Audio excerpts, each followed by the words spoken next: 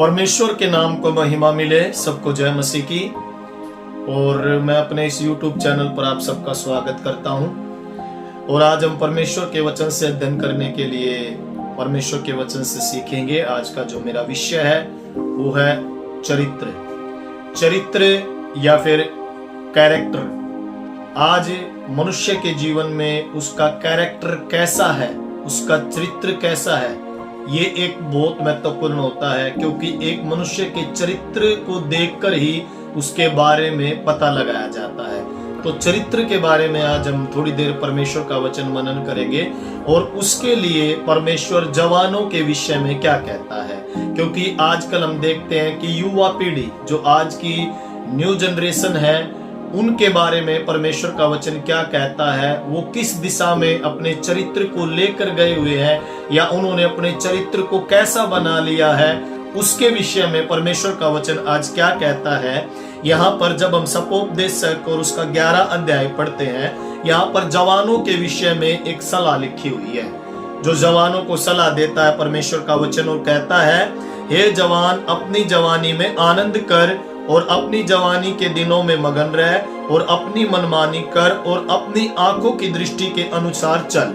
ये जो बातें हमने पढ़ी है, ये सब जवानों को करना अच्छा लगता है। और यहाँ पर लिखा कि परमेश्वर खुद कह रहा है इन बातों को करने के लिए कि अपनी जवानी के दिनों में तू आनंद कर और मगन रह। आज की युवा पीढ़ी आनंद करना पसंद करती है और अपने ही में मगन रहना वो पसंद करती है। और लिखा है अपनी मनमानी कर और अपनी आंखों की दृष्टि के अनुसार चल। यहाँ पर खुद परमेश्वर का वचन है जो जवानों को कहता है कि ये सब चीजें कर। और एक जवान ये सब चीजें करना चाहता है, एक युवा ये सब चीजें करना चाहता है, एक लड़का लड़की ये सब चीजें करना चाहती है। लेकिन जब हम आगे पढ़ते हैं तो लिखा हुआ है, परंतु यह जान रख कि इन सब बातों के विषय परमेश्वर तेरा न्याय करेगा। इन सब चीजों के विषय में लिखा हुआ है कि परमेश्वर तेरा एक दिन न्याय करेगा। इन सब की आड़ लेकर अगर हमने अपने चरित्र को बिगाड़ लिया, हमने परमेश्वर के विरुद्ध का काम कर दिया, तो परमेश्वर का वचन कहता है मेरे प्रियो कि मैं तेरा एक दिन न्याय करूंगा। आज का संदेश खासकर मैं युवाओं के लिए देना चाहूंगा, जो इस समय युवा है और जो है वो अपनी जवानी में जिन्होंने कदम रखा है, उन जो है जवान भाई बहनों के लिए मैं आज का संदेश देना चाहूंगा कि किस प्रकार उन्हें अपने चरित्र को सही करना है या फिर उनका चरित्र कैसा होना चाहिए। उसके विषय में यहाँ पर लिखा हुआ है कि परमेश्वर एक दिन तेरा न्याय करेगा। तू चाहे आनंद कर, चाहे मनमानी कर, अपनी आंखों के अनुसार चल या फिर अपनी जो है दृष्टि के अनुसार लिखा हुआ कि तू चल। लेकिन इन सब के पीछे अगर तूने ऐसा कार्य कर दिया और तेरा चरित्र बिगड़ गया, तो समझ लीजिएगा लिखा है कि परमेश्वर तेरा एक दिन न्याय करेगा। उसके बाद हम पढ़ते हैं 12:1 में लिखा है कि अपनी जवानी के दिनों में अपने सृजनार को स्मरण कर। जवानी एक ऐसा समय है जब कोई भी परमेश्वर को स्मरण करना, प्रार्थना करना या वचन मनन करना नहीं चाहता, वो दूसरी चीजों में मगन रहना चाहता है। एक जवान अगर उसको प्रार्थना के लिए बोलेंगे तो वो बिल्कुल नहीं करेगा, अगर उसको प्रार्थना वचन पढ़ने के लिए बोलेंगे वो बिल्कुल नहीं पढ़ेगा, अगर उसको और चीज के लिए बोलेंगे तो वो कार्य है जो वो करेगा। लेकिन परमेश्वर का वचन यहाँ पर कहता है कि जवान अपनी जवानी के दिनों में सृजनार को स्मरण कर। मतलब जो हमारा सृजनार है, जिस परमेश्वर ने हमें सृजा है, उस परमेश्वर को हमें अपनी जवानी के दिनों में याद करना है। और लिखा इससे पहले कि विपत्ति के दिन आए, क्योंकि एक समय ऐसा आएगा, आज हमारे अंदर ताकत होगी, आज हमारे अंदर बुद्धि होगी, आज हमारे अंदर समझ होगी और हम जवान होंगे। लेकिन मेरे प्रियो, जवानी हमेशा तक नहीं रहेगी। एक समय ऐसा आएगा जब ये जवानी जो है चली जाएगी। आज हमारे सिर के बाल जो है काले होंगे, एक दिन ये जो है कालापन भी नहीं रहेगा, सफेद बाल हो जाएंगे, हमारे चेहरे पर झुर्रियां पड़ जाएंगी, हम जो अब दिखते हैं जवान, हम ऐसा नहीं रहेंगे। तो क्या तब हम परमेश्वर के नाम को स्मरण करेंगे? नहीं मेरे प्रिय, उससे पहले, वे दिन आने से पहले ही हमें परमेश्वर के नाम को स्मरण करना है। जितने जवान इस संदेश को सुन रहे हैं, मैं उनको कहना चाहूंगा, वे विपत्ति के दिन आने से पहले हमें परमेश्वर के नाम को स्मरण रखना है। और चरित्र के बारे में परमेश्वर का वचन क्या कहता है, सपोपदेशक की हम 2 अध्याय निकालेंगे और उसकी 10 आयत। यहाँ पर लिखा हुआ है 2 की 10 में, और जितनी वस्तुओं को देखने की मैंने लालसा की, उन सबों को देखने से मैं ना रुका। एक जवान के विषय में यहाँ पर लिखा हुआ है। आज जवान अगर एक वस्तु को देखता है, खासकर जब हम जो है टीवी देखते हैं या फिर हम लोग मोबाइल देखते हैं, उनमें जब एक ऐसी सामग्री आती है या फिर ऐसी चीज देखने के लिए मिलती है, तो वचन यहाँ पर कहता है कि मैंने जितनी वस्तुओं को देखने की लालसा की, उन सब को मैंने देखा और उन सबों को देखने से मैं ना रुका। विषय वचन क्या कहता है कि उन सब चीजों को देखने से मैं ना रुका, मैंने देख डाली। और आगे कहता है कि मैंने अपना मन किसी प्रकार का आनंद भोगने से ना रोका। जो जिस चीज में मुझे आनंद आता है, वो सब चीजों को मैंने जो है किया। वो सब जो है चीजों, उन सब प्रकार की चीजों को भोगने का आनंद मैंने प्राप्त किया। मैं नहीं रुका। जवान नहीं रुकता है। वचन यहां पर कह रहा है जवानों के विषय में। हमारा चरित्र, आज अगर हमारी पहचान होती है तो हमारे चरित्र से होती है कि हमारा चरित्र प्रभु में कैसा होना चाहिए। यहां पर लिखा हुआ कि मैं नहीं रुका देखने में, मैंने देखा और मैंने वो सब प्रकार का आनंद का भोग किया मैंने। लेकिन परमेश्वर वहां पर कहता है कि एक दिन तेरा न्याय होगा। हम सबको एक दिन परमेश्वर के न्याय सिंहासन के सामने खड़ा होना है। उस समय क्या होगा, उसके लिए परमेश्वर का एक और वचन हम पढ़ेंगे, इसी की 3 की 17। मैंने मन में कहा, परमेश्वर धर्मी और दुष्ट दोनों का न्याय करेगा। यहाँ पर 3 अध्याय में भी लिखा है कि परमेश्वर दुष्ट और धर्मी, हम ये न समझे कि सिर्फ दुष्टों का ही न्याय होगा, धर्मी का भी न्याय होगा। क्योंकि परमेश्वर का वचन यहाँ पर कहता है कि मैंने मन में कहा, परमेश्वर धर्मी और दुष्ट दोनों का न्याय करेगा, क्योंकि उसके यहाँ एक विषय और हर एक काम का एक समय है। तो हमें याद रखना है, आज हम जो भी कार्य कर रहे हैं अपने जीवन से, उन सब का एक दिन मेरे प्रियो न्याय होगा। परमेश्वर उन सब का न्याय करेगा। आज हम अपनी मनमानी कर रहे होंगे, आंखों के अनुसार चल रहे होंगे, हर प्रकार का आनंद हम मना रहे होंगे, हर प्रकार की गलत वस्तुओं में हम लिप्त होंगे, जो मन में आता होगा वो हम देखते होंगे। लेकिन हमें याद रखना है कि परमेश्वर एक दिन इन सब का न्याय करेगा। अभी हम एक ऐसे व्यक्ति के बारे में देखेंगे जिसके पास पूरा मौका था, अवसर था उसके पास, वो उस काम को कर सकता था। और हम सब जानते हैं बाइबल में एक ऐसा व्यक्ति यूसुफ, परमेश्वर का एक भय मानने वाला, परमेश्वर का एक भक्त, उसके बारे में लिखा हुआ है। जब यूसुफ का जीवन हम देखते हैं कि किन परिस्थितियों में वो गुजरा उसका जीवन, और वो जब पोतीपर के घर में काम कर रहा था, अपने पोतीपर को वो अपना स्वामी मानता था, अपने स्वामी के घर में जब काम कर रहा था, तो उसके स्वामी की पत्नी का दिल उसके ऊपर आया। खुद ऑफर किया पोतीपर की पत्नी ने यूसुफ को वो गलत काम करने के लिए, लेकिन यूसुफ अपने चरित्र को बिगाड़ना नहीं चाहता था। वो परमेश्वर की नजर में जैसा पवित्र है वैसा ही पवित्र यूसुफ बना रहना चाहता था। एक बार जब पोतीपर और यूसुफ के बीच में बात होती है, तो यहाँ पर लिखा हुआ है उत्पत्ति 39 की 9 में, वहां पर कहता है परमेश्वर का वचन, इस घर में मुझसे बड़ा कोई नहीं, क्योंकि पोतीपर ने यूसुफ के अंडर में सब कुछ कर दिया था, उससे बड़ा कोई भी नहीं था उसके घर में। और लिखा है, और उसने तुझे छोड़, मतलब सिर्फ एक पत्नी, पोतीपर की पत्नी को कहता है कि तुझे छोड़, जो उसकी पत्नी है, मुझसे कुछ रख नहीं छोड़ा। सिर्फ एक तुझे छोड़कर, अपने स्वामी की पत्नी से कहता है, तुझे छोड़कर और कुछ भी रख नहीं छोड़ा, इसलिए भला मैं ऐसी बड़ी दुष्टता करके परमेश्वर का अपराधी क्यों बनो? करेक्ट, वो अपना चरित्र खराब करना नहीं चाहता था। अपना चरित्र खराब कर कर वो परमेश्वर का अपराधी बनना नहीं चाहता था, क्योंकि उसको पता था एक दिन इन सब चीजों का न्याय होगा। इसलिए उसके पास मौका होते हुए भी खुद उसके पास ऑफर आया, खुद उसके पास लालच चलकर आया। पोतीफर की पत्नी ने खुद कहा और उसने मना कर दिया और वो वहां से भागा। आज हम अगर हमारे पास मौका चलकर आता है, खुद ऑफर आता है, तो हमें भागना है। हमें अपने चरित्र के बारे में देखना है और एक बात याद रखनी है कि मैं मेरे परमेश्वर का अपराधी ना हूं। यूसुफ एक बहुत अच्छा कैरेक्टर है। यहाँ पर जैसा वो पवित्र था वैसा ही पवित्र वो बनना चाहता था। यूसुफ उस समय कुछ भी कर सकता था पोतीफर की पत्नी के साथ, किसी को पता भी नहीं चलता, लेकिन उसको पता था कोई देखे या ना देखे, स्वर्ग का परमेश्वर मुझे देख रहा है।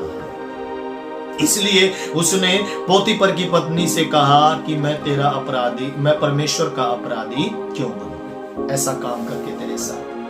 उसके विषय में हम और एक परमेश्वर का वचन देखेंगे, नीति वचन 16:25। नीति वचन 16:25 हम जो है निकालेंगे इस समय। 16 अध्याय और 25 आयत। यहां पर परमेश्वर का वचन कहता है, ऐसा भी मार्ग है जो मनुष्य को सीधा जान पड़ता है, परंतु उसके अंत में मृत्यु ही मिलती है। आज जवान अपनी समझ के अनुसार चलते हैं और वो सोचते हैं कि जिस मार्ग पर मैं चल रहा हूं वो सीधा है, लेकिन वचन यहां पर कहता है उसके अंत में मृत्यु भी होती है। हम चाहे कितना भी गलत रास्ते पर चले और गलत रास्ते पर चलते हुए हमें यह प्रतीत होता है कि मैं सही मार्ग पर चल रहा हूं, लेकिन हमें यह देखना है कि उसके अंत में एक दिन मृत्यु ही मिलती है, क्योंकि वचन कहता है पाप का फल मृत्यु है। जब पाप हम करेंगे, अपने चरित्र को हम बिगाड़ेंगे, तो वचन कहता है उसके अंत में हमें मृत्यु ही मिलेगी। मृत्यु निश्चित है, मृत्यु।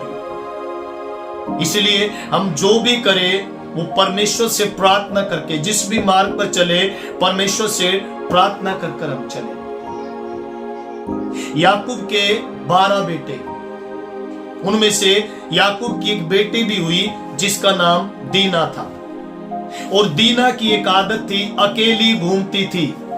अपने परिवार से बगैर बताए वो अकेली घूमती थी, और दीना की इस हरकत ने खुद तो वो प्रॉब्लम में पड़ी और उसके साथ साथ उसने अपने परिवार को भी प्रॉब्लम में डाल दिया।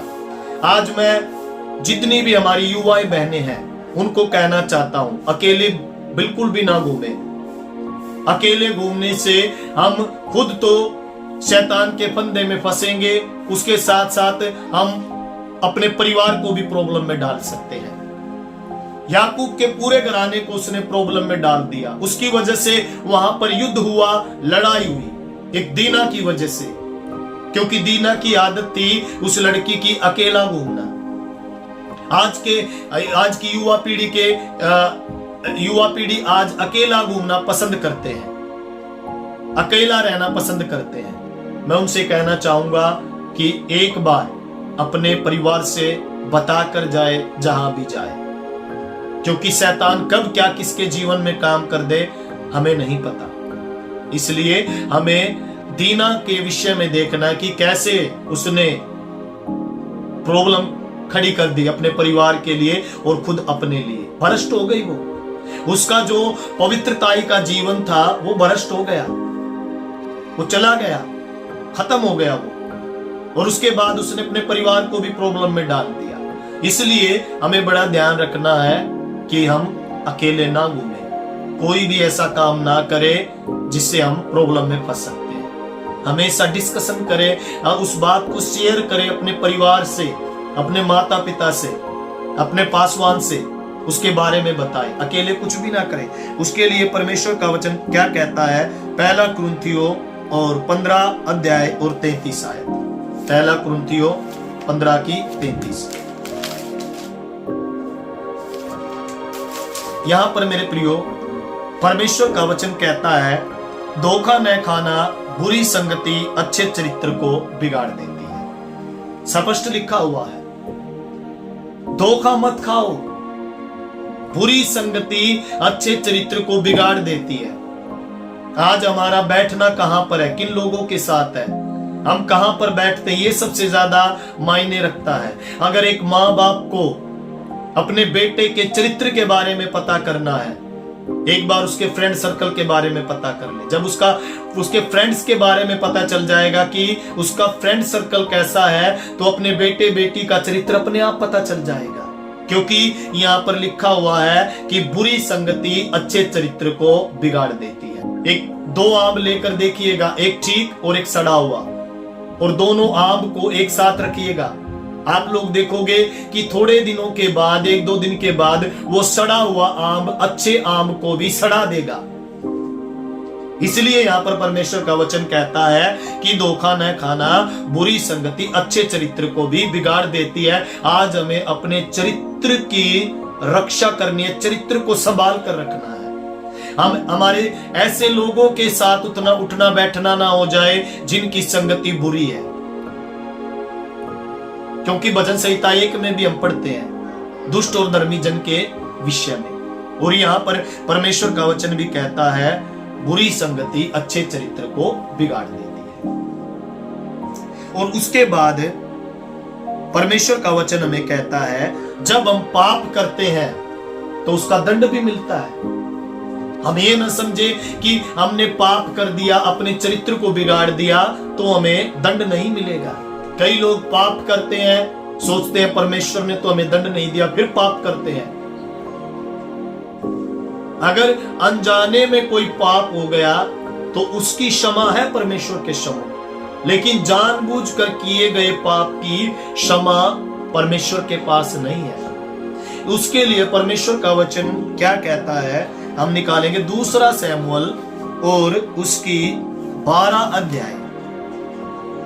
दूसरा शमूएल 12 और 12 की यहां पर 15 आयत कहता है, जो बच्चा उजिया की पत्नी से दाऊद के द्वारा उत्पन्न हुआ वह परमेश्वर का मारा बहुत रोगी हो गया। यहाँ पर जब दाऊद ने पाप किया, उरिया को मरवा दिया और उसकी पत्नी को अपना लिया, उरिया की पत्नी को, और जब इनसे जो पुत्र उत्पन्न हुआ उरिया की पत्नी के द्वारा और दाऊद के द्वारा, तो वो बच्चा परमेश्वर के द्वारा रोगी हो गया, और ऐसा रोगी हो गया कि वो ठीक नहीं हुआ।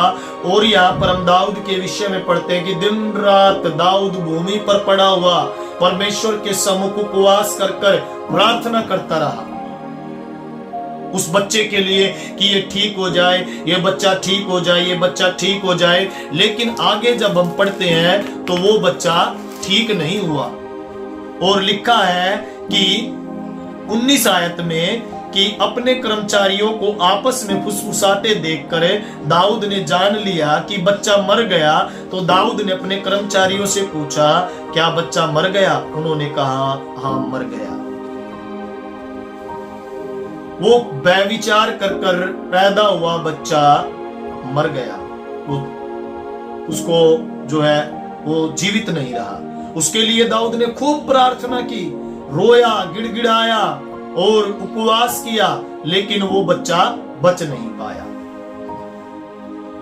आज मैं एक बात कहना चाहूंगा, हम पाप कर कर ये ना सोचे कि हमें दंड नहीं मिलेगा।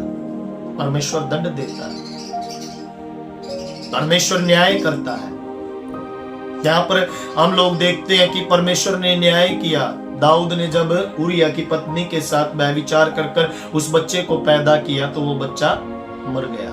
उसके लिए दाऊद ने उपवास भी की, प्रार्थना भी की और रोया भी, गिड़गिड़ाया भी, लेकिन वो बच नहीं पाया। उसके बाद हम देखते हैं परमेश्वर के और वचन को, पहला कुरिन्थियों 5 की 1 आयत। पहला कुरिन्थियों 5 की 1 आयत में परमेश्वर का वचन क्या कहता है। यहाँ पर परमेश्वर का वचन लिखा हुआ कुरिन्थ की कलीसिया से जो है पौलुस कहता है, यहाँ पर पौलुस डांट लगाता है उस कलीसिया के लोगों को। पौलुस डांट लगाता है, उनको डांटता है और कहता है 5 की 1 में, यहाँ तक सुनने में आता है कि तुम में व्यभिचार होता है, वरन ऐसा व्यभिचार जो अन्य जातियों में भी नहीं होता कि एक मनुष्य अपने पिता की पत्नी को रखता है। कुरिन्थ की कलीसिया को डांट लगाता है यहाँ पर पौलुस। और उस समय में अपनी सौतेली माँ को ये लोग रखने लगे थे और पौलुस को इस बात की जानकारी हो गई और पौलुस यहाँ पर डांट लगाता है, कहता है मैंने ऐसा व्यभिचार तो अन्य जातियों में भी नहीं देखा जो आज मैं तुम्हारे बीच में देखता हूं। आज मसीह लोगों में कैसे कैसे काम होते हैं। आज जवान युवतियां, जवान युवक अपनी मनमानी कर रहे हैं। कैसा कैसा पाप आज हम कलीसिया में होते हुए देख रहे हैं। यहां पर लिखा हुआ है कि तुम अपने पिता की पत्नी को रखते हो, उनको डांट रहा है। एक सेवक होने के नाते यदि इस संदेश को कोई सेवक भी सुन रहा है तो मैं बताना चाहूंगा, जब हमें ऐसी जानकारी मिलती है अपनी कलीसिया में होते हुए या एक माँ बाप को पता चलता है तो डांट हमें लगानी चाहिए। क्योंकि परमेश्वर का वचन कहता है जो पिता अपने पुत्र पर छड़ी नहीं चलाता वो उसका सबसे बड़ा बैरी होता है। डांट, जब हम डांट लगाते हैं तो हमारी डांट सीधे मार्ग पर उस मनुष्य को लेकर जाती है। कुरिन्थ की कलीसिया को यहाँ पर पौलुस डांट लगा रहा है, कहता है कि गलत काम है, मैंने ऐसा कार्य तो अन्य जातियों में भी नहीं देखा जो काम मैं तुम्हारे बीच में होता हुआ देख रहा हूं। इसलिए हमें जो है अपने चरित्र को, अपने कैरेक्टर को हमें ठीक करना है और हमें अपने शरीरों के द्वारा परमेश्वर की महिमा करनी है। उसके लिए हम परमेश्वर का वचन निकालेंगे। 1 कुरिन्थियों 6 अध्याय और 20 आयत में लिखा है, क्योंकि तुम दाम लेकर मोल लिए गए हो, इसलिए अपनी देह के द्वारा परमेश्वर की महिमा करो। हमें अपने इस शरीर को व्यभिचार कर कर, पाप कर कर अशुद्ध नहीं करना, बल्कि हमें इस देह के द्वारा परमेश्वर की महिमा करनी है। परमेश्वर ने हमारे शरीर को इसलिए सृजा है, हमें इसलिए बनाया है कि हम परमेश्वर की महिमा करें। और हम दाम देकर मोल खरीदे गए हैं, क्योंकि प्रभु यीशु मसीह ने अपना बहुमूल्य रक्त जो है बहाया और हमें मोल खरीद लिया। और हम इस देह के द्वारा हमें परमेश्वर के नाम को महिमा देनी है। आज हमें देखना है कि अपनी देह के द्वारा हम क्या क्या कार्य कर रहे हैं। हमारी देह परमेश्वर की महिमा के लिए इस्तेमाल होना चाहिए। हमारी आंखें परमेश्वर के दर्शन को देखें। हमारे हाथों के द्वारा परमेश्वर की महिमा होनी चाहिए। हमारे पैरों के द्वारा, हमारे मुंह के द्वारा, जीभ के द्वारा परमेश्वर की महिमा, पूरे शरीर के द्वारा परमेश्वर की महिमा होनी चाहिए, क्योंकि हम दाम देकर मोल खरीदे हुए व्यक्ति हैं। 1 पत्रस, आगे हम परमेश्वर का वचन पढ़ेंगे, 1 अध्याय, 1 पत्रस 1 अध्याय उसकी 15 और 16, 1 की 15 और 16 वचन में क्या लिखा है। पर जैसा तुम्हारा बुलाने वाला पवित्र है, वैसे ही तुम अपने सारे चाल चलन में तुम भी पवित्र बनो, क्योंकि लिखा है पवित्र बनो क्योंकि मैं भी पवित्र हूं। अपने सारे चाल चलन में हमें पवित्र बनना है। परमेश्वर का वचन कहता है नमूना बनो युवा समय में, ताकि कोई तेरी जवानी को तुच्छ न समझने पाए। हमें अपनी जवानी के दिनों में एक कैरेक्टर बनना, एक नमूना बनना है। प्रभु यीशु मसीह की तरह हमें पवित्रताई के साथ हमें अपना जीवन जीना है, क्योंकि यहाँ पर परमेश्वर का वचन लिखा है पवित्र बनो क्योंकि मैं भी पवित्र हूं। आज निरंतर हमें प्रार्थना करनी है कि परमेश्वर मैं पवित्र बनना चाहता हूं, मैं अपने चरित्र को सुधारना चाहता हूं। अगर आज बिगड़ गया, हम देखते हैं यिर्मयाह के पास परमेश्वर का वचन पहुंचा। परमेश्वर ने कहा उठ और कुम्हार के घर पर जा। यिर्मयाह गया, चाक पर कुछ बना रहा था, बनाते बनाते बिगड़ गया, कुम्हार ने तोड़ दिया, अपनी समझ के अनुसार बना दिया, दोबारा उसी बर्तन को अच्छा बनाया।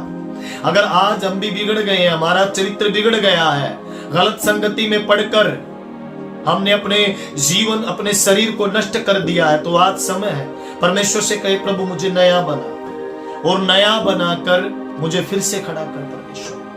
परमेश्वर ने सामरी स्त्री के जीवन को बदला, परमेश्वर हमारे जीवन को भी बदलेगा। एक समय ऐसा था, हम भी पाप में जीवन जी रहे थे, जब परमेश्वर को हमने अच्छे से नहीं जाना, जब तक हम भी पाप में जी रहे थे, लेकिन परमेश्वर ने हमारे जीवन को बदल दिया। और आज हमें प्रयास करना है कि हम भी परमेश्वर की तरह पवित्र बने, क्योंकि लिखा है, अपने सारे चाल चलन में पवित्र बनो, जैसे मैं पवित्र हूं तुम भी पवित्र बनो, लिखा हुआ है। और मत्ती की किताब उसका 5:18 में लिखा है, हम परमेश्वर के वचन से देखेंगे, मत्ती की किताब उसका 5 अध्याय और 18 आयत में लिखा है, इसलिए चाहिए कि तुम सिद्ध बनो जैसा तुम्हारा स्वर्गीय पिता भी सिद्ध है।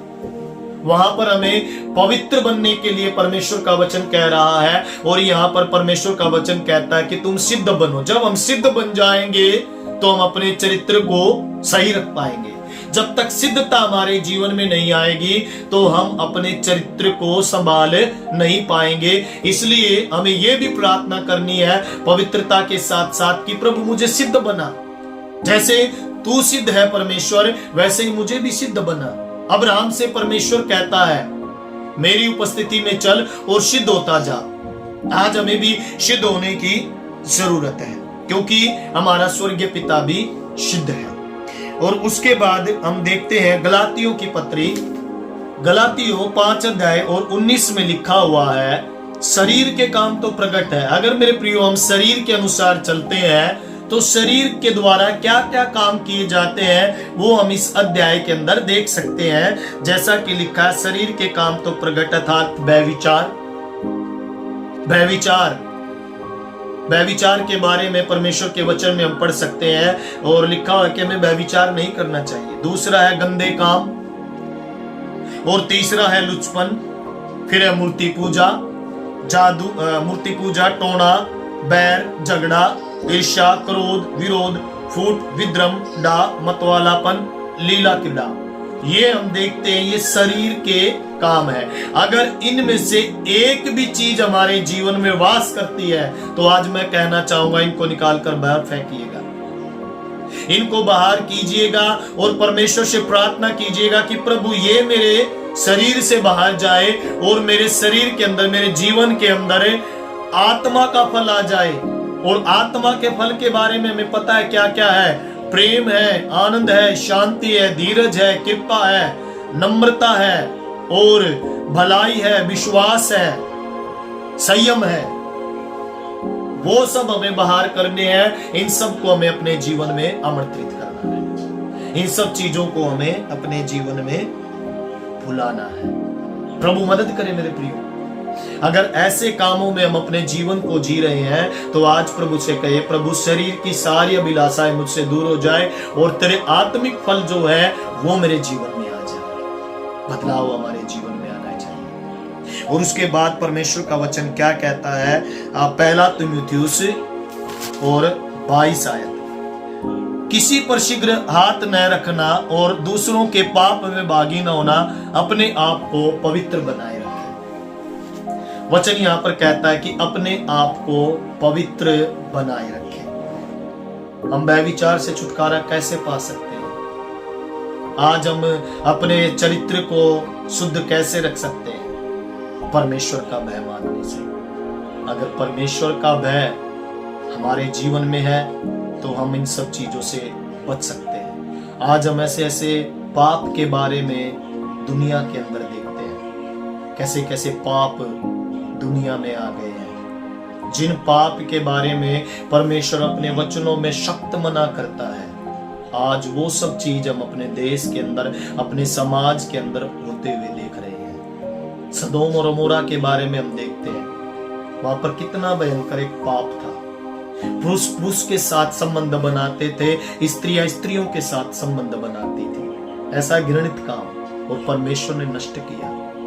आज मैं कहना चाहूंगा, अपने चरित्र को सुरक्षित रखें, अपने आप को पवित्र रखें। अगर हमें समर्थ है तो परमेश्वर हमारी मदद करे, परमेश्वर दया करे और इन सब चीजों को छोड़कर आगे बढ़ने में, सिद्धता की ओर बढ़ने में, पवित्रता की ओर बढ़ने में परमेश्वर हमें मदद करे, सहायता करे।